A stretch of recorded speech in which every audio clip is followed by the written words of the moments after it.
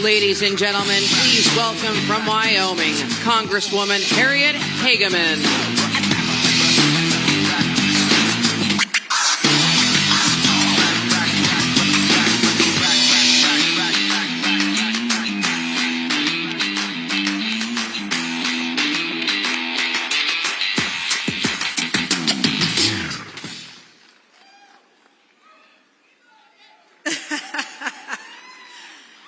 I bring you greetings from the great state of Wyoming,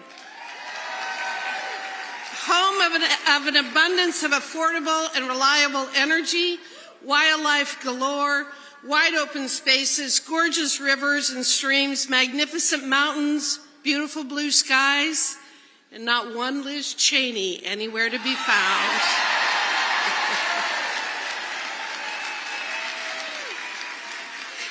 In 2024, Wyoming provided President Trump with his largest margin of victory of any state in the nation, and we are so proud of the job that he is doing. We are ecstatic that he is exposing and eradicating the massive government waste, fraud, and abuse that we have known for decades has been happening, and yet no one before would do anything about it. We are overjoyed that he has tasked Elon Musk and his team with overseeing DOGE, using their skills to implement what may be the closest thing to zero-based budgeting that we will ever see in the federal government. We are thrilled that he recognizes that we are a government of, by, and for the people, and that its primary purpose is to protect the homeland and secure our God-given rights and freedoms. It is quite apparent that the Democrats long ago stopped caring about the concerns of working-class people, the truck drivers, farmers, airline employees, miners, custodians, and construction workers, among others. And they paid for such neglect by being shellacked in the last election. But far be it for them to undertake a legitimate self-assessment of their policies and ideas. They are instead engaging in kabuki theater while standing in front of government agencies, screaming their opposition to everything good and just generally making fools of themselves. The agencies that they have chosen for their performance art are telling, are they not? The Department of Education, a $270 billion woke monstrosity that has presided over the steady and unrelenting decline of public education. And USAID, a $50 billion anti-American purveyor of ideology so toxic that even the bureaucrats who work there knew they had to hide their programs so that they could continue to fund such things as transgender comic books in Peru, so-called sex change operations in Guatemala, and anti-Israeli rappers. By now, everyone has heard about the crazy things USAID and other bloated and unnecessary bureaucracies have spent our money on, and we are rightly infuriated. But there is more to this story than bureaucrats and leftists attempting to out-crazy each other, and it is critical that we understand the full picture, in part to ensure accountability, but to also understand how these actions, this overwhelming misdirection of assets, this radical anti-humanist agenda has weakened us here at home and allowed our so-called political leaders to ignore their primary responsibility to our citizens. In short, this obsession with pushing the woke agenda has real-world consequences and has caused real-life suffering. The way that I often describe it is that a government that does things that it should not be doing becomes incapable of doing those things that it should. What we can describe as the social and economic reality of opportunity costs. And it is this phenomena that I, as the chairwoman of the House Anti-Woke Caucus, want to make sure people understand. We are not just dealing with stupid comic books and radical anti-American leftist policies. We are also dealing with an obsession that has become so all-consuming to those on the other side that the toll in human suffering and property destruction cannot be ignored. As a devastating example, let's look at the recent California wildfires.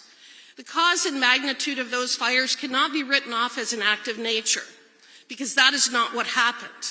Rather, a substantial number of fires in California are started by arsonists and homeless encampments, and that appears to be the case in terms of this recent conflagration. Even setting aside the cause of the fires, however, this catastrophe was years in the making, with resource management, overregulation, and failed water policies all finding their roots in a fixation on climate change and global warming. Ah, yes, with Gavin Newsom and Karen Bass deciding that the threat of a 1 to 2 degree change in temperatures 100 years from now warrants whatever suffering we may come about today. Let's start with the radical environmentalist decisions for the last several decades to fight every effort to undertake proper, effective, and safe forest and range management practices and to implement better fire protection policies. In fact, one such organization fought to block a wildfire prevention project near the Pacific Palisades to protect a shrub called the Broughton's milk vetch. We can thank this group for their efforts to protect this shrub, although such protections were clearly only transitory since they also burned in the November fires. But this is not an isolated situation, and we have watched it play out year after year in Western states, as the so-called experts and environmentalists would rather our forests, our prairies, and our homes burn to the ground than allow us to implement common sense and much-needed treatment techniques to prevent these catastrophes from happening in the first place. Did you know that in 2020, Gavin Newsom vetoed a fire mitigation bill that had been passed by both houses of the Democrat-controlled California legislature? That bill provided funding for vegetation management to maintain defensible space around structures, reduce flammable material, reduce fire risk, and harden evacuation routes.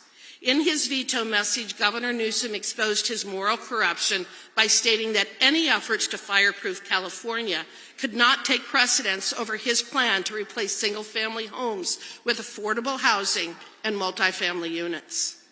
I could spend hours regaling you with the many ways in which radical environmentalism and the fear-mongering surrounding our ever-changing and healthy climate has destroyed our natural and human environment, but I think you get the gist.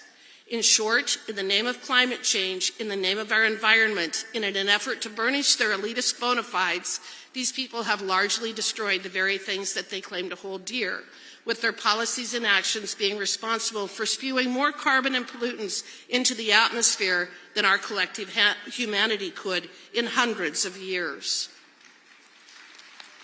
And that is why we must expose them for the frauds that they are. Charlatans who prove time and time again that they know nothing about the environment, climate, resource management, how to build strong, vibrant, and resilient communities, or human nature. But like so many dictators before them, believe that they are the experts who are entitled to micromanage our lives, mandate and restrict our mode of travel, control our food supply, and shove us into 15-minute cities and multifamily homes. Now, it is often easy to make fun of people like Gavin Newsom, Karen Bass, Kamala Harris, Al Gore, John Kerry, and others, but these people have caused and will continue to cause real human suffering unless we stop them. And one tool that we have is to expose the true cost of their woke ideology. But it isn't just failed environmental policies that are to blame. We must also call out the entire DEI industry as being one of the many culprits resulting in the death and destruction that we have suffered.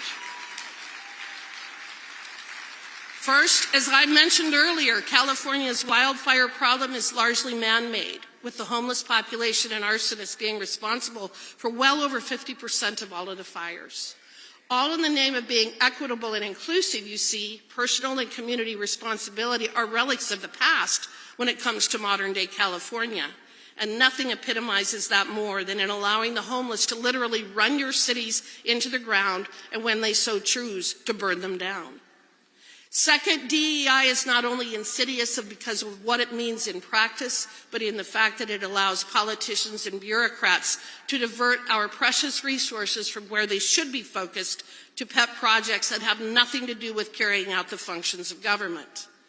The stories from California are legion, of millions of dollars being spent on DEI workshops and training, of hiring based on race, sex, sexual orientation, and intersectionality, rather than on whether the individual could physically do the job. And the outcome? Empty reservoirs, broken down fire trucks, air-sucking fire hydrants, no evacuation routes, and not enough firefighters. DEI is a disastrous concept in theory and wholly destructive in practice. It undermines faith in our institutions and allows unelected and unaccountable bureaucrats to redirect hundreds of billions of dollars into programs that we don't want, don't need, and that ultimately destroy everything that we hold dear. Fortunately, we now have a political leader in President Trump who understands how destructive these environmental policies have been to our communities and how insidious DEI policies are to our physical, mental, and financial well-being. Thank God, in other words, that we have finally awakened from this woke nightmare, and it is a new day in America.